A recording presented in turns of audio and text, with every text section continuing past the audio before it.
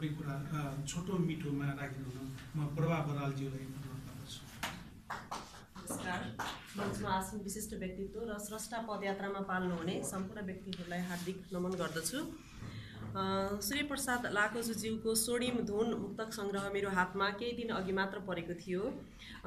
1 महिना अघि 1.5 महिना अघि भन्नुभयो सरले यो विमोचन भइसकेको रहेछ र यसमा आजको हाम्रो यो कार्यक्रममा चाहिँ अलिकति चर्चा परिचर्चा गरौँ र हामी काठमाडौँ र हाम्रो मुफसल बीचको अलिकति सम्बन्धलाई पनि सुमधुर बनाउन केही सहयोग गरौँ र हामी एकअर्काका साहित्य कृतिहरू पनि पढ्ने चाहिँ बानी बसालौँ भन्ने हिसाबमा पनि हामीले यो कार्यक्रमलाई असाध्यै अर्थपूर्ण ढङ्गले लिएका थियौँ। गीता रेग्मी दिदीले यो कुरा गर्दा नि मलाई एकदम खुसी लागेको थियो र आजको हाम्रो यो स्रष्टा पदयात्रामा पनि नपत्याउँदो धेरै स्रष्टाहरू हामी आज जोडिन आइपुग्यौँ, किनकि हाम्रो यसमा 10 देखि 20 जना जति हुन्थ्यौँ त्यसमा चाहिँ आज अझ बढी उपस्थिति भएको छ र त्यसमा अझ कतिजना नयाँ व्यक्तिहरू पनि यसमा आउनुभएको छ। त्यसो गर्दा मलाई एकदम खुसी लाग्यो र उहाँहरूको उपस्थिति र पनौती साहित्य समाजको उपस्थितिमा जुन एउटा सौहार्दमय वातावरणमा यो कार्यक्रम गर्न पाएका छौँ मलाई एकदम खुसी लागेको छ र यसमा चाहिँ स्वर्णिम धुनका बारेमा मलाई केही भन्नु भन्ने कुरामा चाहिँ मलाई के लाग्यो भन्दाखेरि सूर्य प्रसाद लाकोजु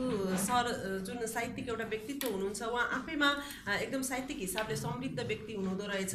उहाँका चाहिँ मुक्तक सङ्ग्रह मात्रै 4वटा प्रकाशन भइसकेका रहेछन्। त्यसमा यो 2054 सालदेखि उहाँ अहिलेसम्म अनवरत रूपमा मुक्तक लेखनमा लागिरहनु भएको रहेछ। यसर्थ हेर्दा पनि उहाँको अभ्यास अब पहिलो कृतिमा हामी अभ्यासरत हुन्थ्यौँ होला, तर चौथो कृतिसम्म आइपुग्दाखेरि यहाँभित्रका मुक्तकहरू असाध्यै चोटिला असाध्यै मिठा भएको मैले अनुभूति गरेँ। कविता विधाको एउटा उपविधाको रूपमा मुक्तकलाई लिइन्छ, पढ्नमा एकदमै समय चाहिँ कम लाग्ने र कतिपय कुरालाई छोटोमा भन्न मिल्ने भएको हुनाले आजभोलि धेरैजना मुक्तक लेखनप्रति एकदमै आकर्षित हुनुभएको छ।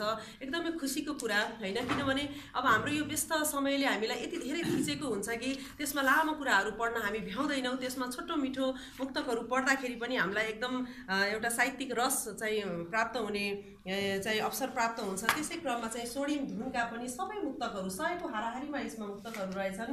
ती सबै मुक्तकहरू एकदमै चोटिला छन्। अब 4वटा हरफमा लेखिने यस मुक्तकमा अन्तिम पङ्क्ति असाध्यै चोटिलो र मुक्तकले भन्न खोजेको कुरा त्यसमा राखिन्छ भनेर चाहिँ भन्ने गरिन्छ।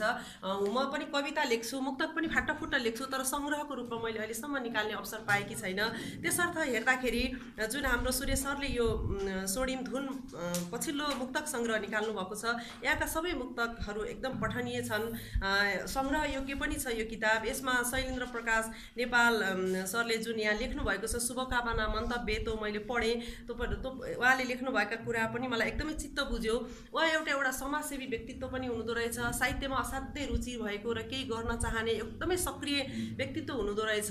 उहाँको यो मुक्तक सङ्ग्रह पढ्न पाउँदा मलाई एकदम खुसी लाग्यो र केही मुक्तकहरूलाई मैले यहाँनिर अलिकति पनि गरेकी थिएँ। म धेरै सुनाउँदिनँ किनकि हामीसँग समय छैन। हामीले यति धेरै पुरातात्विक ऐतिहासिक र मठ मन्दिरले सजिएको यो सुन्दर नगरीमा आज यति काठमाडौँको नजिक भएर पनि पनौती आउने अवसर मिलेको थिएन। जीवनको यो समयसम्म आइपुग्दा आज हामीले धेरै कुरा पाउँदैछौँ, यसको भूगोलदेखि लिएर यहाँका स्रष्टाहरूदेखि लिएर ती सबै कुरालाई एकैचोटि यहाँ व्यक्त गर्न समय पुग्दैन। त्यसैले म छोटोमा केही भन्छु। हजुरको म एउटा दुईवटा मुक्तक भन्ने अनुमति चाहन्छु। जस्तै 19 नै छु म 20 भन्न सक्दिनँ, तिमी लाखौँमा 1 छौ गन्न म सक्दिनँ, तर हार्दिनँ म अझै जारी राख्छु प्रयास, बन्छु म असल खराब बन्न म सक्दिनँ। यो कुरामा कति धेरै कुराहरू आएका छन्, हामी आफै विश्लेषण गर्न सक्छौँ।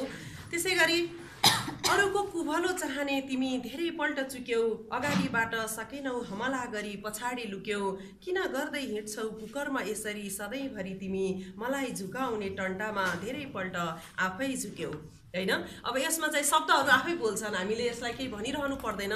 यसरी हरेक मुक्तकहरू एकदमै चाहिँ गहकिला छन् र एउटा पाठकले एउटा मुक्तकको अत्यन्त गहन स्वाद प्राप्त गर्छ। अब सम्भव भए त हामी सबैको हातमा यो मुक्तक सङ्ग्रह पार्न पाए राम्रो हुन्थ्यो होला। अब सकेसम्म हामीले स्रष्टाहरूका कृतिहरू पढेर किनेर नै पढ्नुपर्छ भन्ने मान्यताको विकास भइरहेको छ। बरु यो हामीले कहाँ किन्न पाउँछौँ त्यो जानकारी पनि हामीलाई लेखकले दिनुहोला र आगामी दिनमा पनि यहाँको चौथो मुक्तक सङ्ग्रह भयो। अझ भर्खर मैले सोद्धा त उहाँको कतिवटा कृति भन्नुभयो? 26औं कृति रे। टोटलमा यो 26औं कृति रे भनेपछि उहाँ साहित्यमा कति मरिमेटेर लाग्नु भएको रहेछ।